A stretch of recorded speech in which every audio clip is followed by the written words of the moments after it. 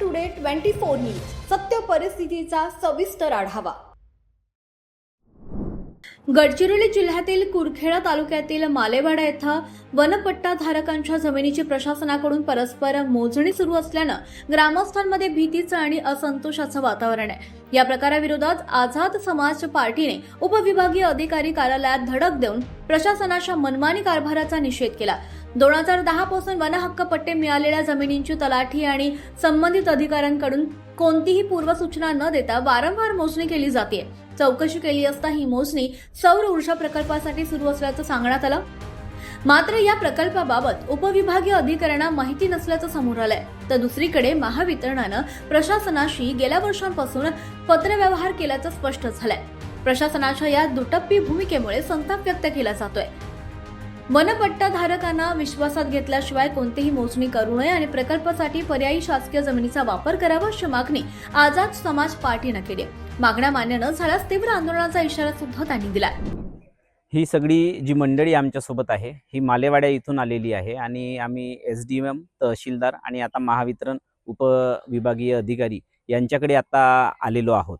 आम्ही यांच्यासोबत काल चर्चा झाल्याप्रमाणे हे गेल्या 2003 पासून मालेवाडा येथे एका जमिनीवर राहत आहेत आणि ती जमीन 2010 मध्ये यांच्या नावान झाली। यांच्या नावाचे पट्टे वन विभागाची जमीन आहे, ती वनपट्टे बनले आणि आता शासन तिथं म्हणत आहे की या जमिनीवर सौर ऊर्जेच्या संदर्भात एक प्रोजेक्ट आहे, मुख्यमंत्री सौर ऊर्जा प्रोजेक्ट, तर त्या प्रोजेक्टसाठी ती जमीन अधिकृत करण्यात येत आहे। परंतु आम्ही या संदर्भात माननीय एसडीएम आणि तहसीलदार यांच्या कार्यालयात गेलो असता त्यांच्याकडे कुठलीही याबाबतची माहिती उपलब्ध नाही।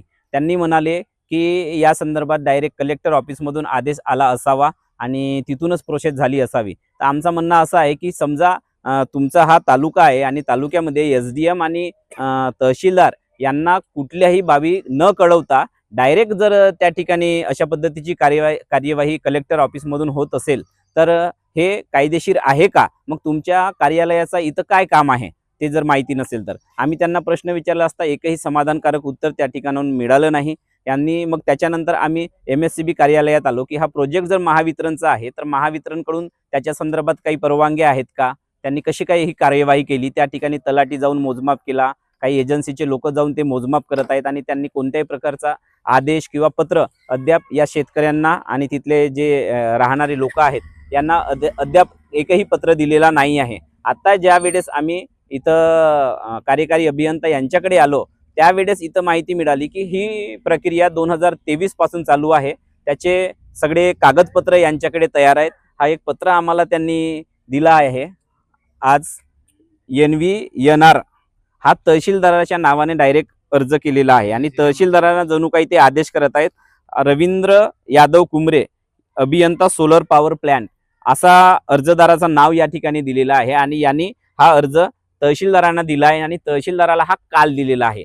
जेव्हा की यांनी कालपासूनच याबाबत घडामोडी सुरू केल्या, याच्यावर आक्षेप घेणं सुरू केला आणि त्याच्यानंतर त्याला जाग आली आणि त्यांनी एसडीएमला किंवा तहसीलदाराला अशा पद्धतीचा पत्र दिला। फक्त हा 2 पानाचा पत्र त्यांच्याकडे आहे। परंतु जेव्हा आम्ही महावितरण कार्यालयात आलो तर त्यांच्याकडे जवळपास सगळेच 2023 पासूनचे डॉक्युमेंट्स आहेत, परंतु इथल्या तहसीलदाराला त्याबाबत कुठलीही कल्पना नाही, एसडीएमला कल्पना नाही। ते ज्या पद्धतीने सांगत आहेत अनभिज्ञ आहेत, तर हे साफ चुकीचं आहे। हे चुकीच्या पद्धतीने भूमी अधिग्रहण करण्याचा प्रकार चालू आहे।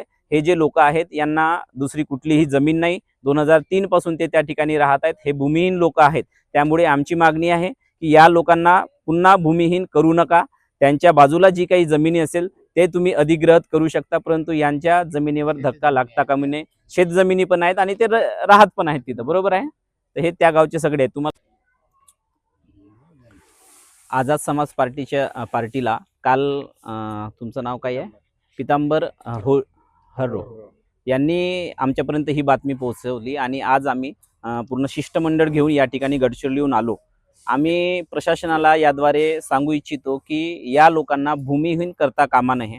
तसं जर होताना दिसलं तर आम्ही या ठिकाणी ठिय्या आंदोलन करू, परंतु यांना भूमिहीन होऊ देणार नाही। प्रशासन ज्या पद्धतीने बेकायदेशीरपणे कार्यवाही करत आहे ती तात्काळ थांबवावी। तलाठी हे जे अनधिकृत कोणतीही परवानगी नसताना कोणताही पत्र न देताना जी कार्यवाही मोजणी करत आहेत ते सुद्धा तातडीने थांबावं, अन्यथा त्यांच्यावर सुद्धा कारवाई करण्याची मागणी आम्ही करू. महाराष्ट्र टुडे मराठीसाठी उमेश गझलपेल्लीवार, गडचिरोली. आजच महाराष्ट्र टुडे 24 न्यूजला सबस्क्राईब करा आणि सत्य परिस्थितीचा सविस्तर आढावा पहा.